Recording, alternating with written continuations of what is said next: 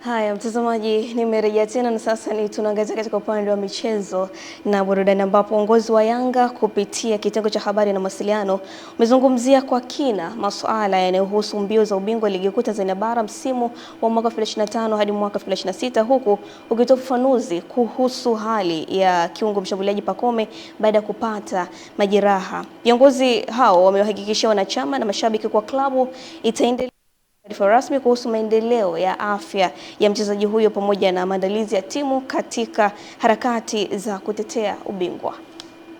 Akizungumza na waandishi wa habari, meneja wa kitengo cha habari na mawasiliano wa Yanga Ali Shabani Kamwe amesema ubingwa wa msimu huu unawapa nafasi ya kujipanga kuelekea msimu ujao, huku akija na kampeni isemayo mwakani tena, wakimaanisha watajipanga na kufanya usajili mkubwa utakaowezesha kuendelea kufanya vizuri.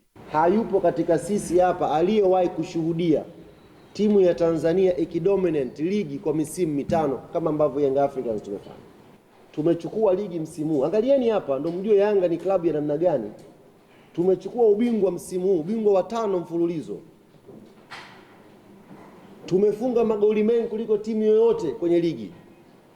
Tumeconcede goli chache kuliko timu yoyote kwenye ligi. Sisi ndio the best team kwenye ligi ya Tanzania msimu huu. Lakini mashabiki wetu msimu unaisha wanawaambia viongozi nendeni mkaboreshe hii timu. Angalia difference ilipo hapo. Sambamba na hilo, Ali Kamwe ameeleza kuhusiana na hali ya mchezaji Pacome Zouzoua ambaye alipata jeraha baya katika mchezo dhidi ya JKT Tanzania. Tulimpeleka Aga Khan na kaingia moja kwa moja emergency, na jopo la wataalamu pale Aga Khan kwa kushirikiana na madaktari wa klabu yetu Young Africans wakakubaliana baada ya kushauriana kwamba jeraha lile halitakiwi kucheleweshwa kupatiwa matibabu. Kwa baada ya discussion tukakubaliana na uongozi ukatoa baraka zake, Pacome Zouzoua afanyiwe operation jana kwa ajili ya kupatiwa matibabu. Hata hivyo, kama akaeleza kuhusiana na paredi la ubingwa, ambapo amesema ratiba ya ubingwa itagusa jiji la Dar es Salaam Julai 4 na mkoa wa Mwanza, huku mchezaji Mohamed Hussein akitarajiwa kuongoza wachezaji kwenye paredi hiyo. Na tarehe ya paredi ya Dar es Salaam iko pale pale tarehe 4. Tumepanga tarehe 4 kwa sababu tumesikia Pemba hamuendi, mko hapa. Kwa hiyo tutawakuta naamini. Eden Bahati, Channel. Haya, finali za shindano la kusaka vipaji la CRDB Bongo Star Search msimu wa 16 zinatarajiwa kufanyika Julai 11 mwaka huu, kwa vijana kutoka mataifa ya Afrika Mashariki wakitarajiwa kuonyesha uwezo wao. Akizungumza na waandishi wa habari za burudani, mkurugenzi wa Benchmark 360 Production Rita Paulsen amesema kwa shindano hilo litafanyika kwa lengo la kuunganisha vijana wa Afrika Mashariki na kutambua uwezo wao. Tupate kusikiliza. Hiyo itaweza kufanyika na katika one of the shows ambazo mtaziona kwenye finali, huo umoja, hicho kitu tunajaribu kuongea, utakiona tunaenda kukitengeneza pale.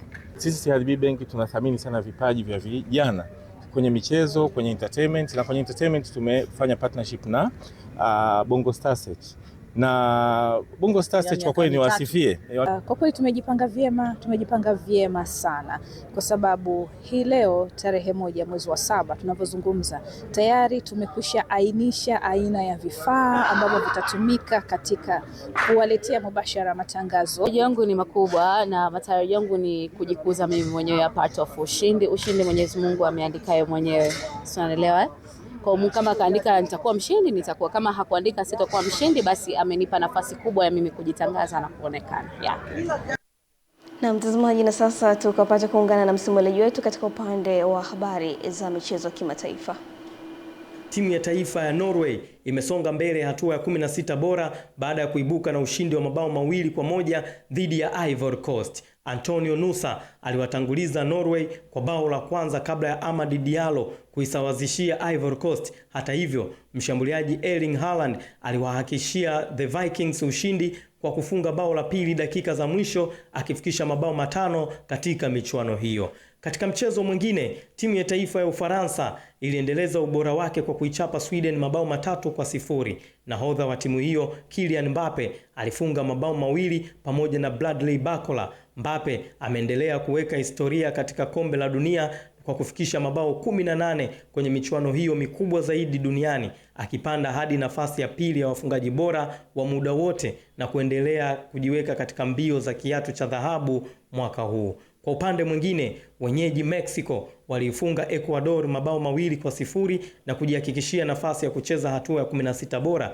ambapo watamkabili mshindi wa mchezo kati ya Uingereza na Jamhuri ya Kidemokrasia ya Kongo Leopard. Michuano hiyo itaendelea leo kwa michezo mingine mitatu ya hatua ya 32 bora, ambapo timu ya taifa ya Uingereza itakipiga dhidi ya Jamhuri ya Kidemokrasia ya Kongo, huku Ubelgiji watachuana na Senegal, huku Marekani ambao ni wenyeji wenza wakimaliza ratiba ya siku kwa kumenyana na Bosnia na Herzegovina katika michezo inayotarajiwa kuamua timu nyingine zitakazofuzu hatua ya 16 bora.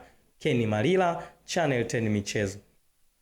Naam, shukrani sana Kenny Malila. Mtazamaji, nikiangazia zinazobamba mtandaoni, naangazia upande wa soka hasa katika michuano ya kombe la dunia ambapo timu ya taifa ya Japan imeaga mashindano baada ya kufungwa kwa Brazil, lakini imeacha ujumbe uliowagusa wengi duniani. Hatua hii inajiri baada ya mchezo kumalizika, mashabiki wao wanabaki uwanjani wakikusanya na kusafisha taka walizoacha, wakionyesha nidhamu, uwajibikaji na heshima kwa mazingira. Wanadai ni utamaduni waliojenga tangu utotoni, kuacha sehemu wanaotumia ikiwa safi kwa wengine zaidi, wakisema ushindi unaweza kuisha ndani ya dakika 90, lakini maadili mema hudumu milele. Naam, hivyo ndio sababu ya Japan inaendelea kuheshimiwa duniani ndani na nje ya uwanja. Na hivi ndivyo ninavyotamatisha mtazamaji katika upande wa michezo na burudani. Habari ya kutwa nzima leo ilikuwa nami Lulu Ali, na hapa sina la ziada na kuacha na utabiri wa hewa saa 4 zijazo.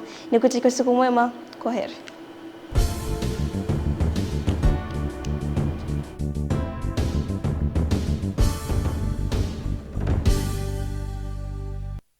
Naam, mamlaka ya hali ya hewa nchini Tanzania na kuletea utabiri ambao ni wa saa 24 zijazo kuanzia saa 3 usiku wa leo.